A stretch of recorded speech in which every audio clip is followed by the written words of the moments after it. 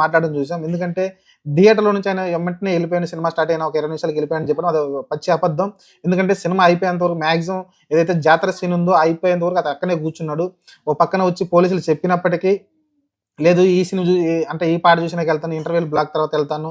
ఈ జాతర సీన్ చూసిన తర్వాత ఎళ్తానయితే ఆయనైతే కవర్ చేసుకుంటూ వచ్చాడంట. అతను అది చెప్పకుండా ఇక్కడికొచ్చి ప్రెస్ మీట్‌లో నేను సినిమాకి కాసేపటికి నేనైతే ఎళ్ళిపోయానని చెప్పడం అనేది అదొక తప్పుడయింది.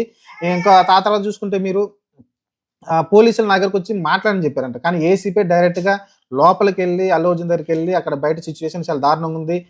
మీ అభిమానులు ఇంకా ఎక్కువ పోగవుతున్నారని చెప్పిన తర్వాత కూడా అతనైతే బయటికి రాలేదంట. అది కూడా ప్రశ్నయితే అడిగారు.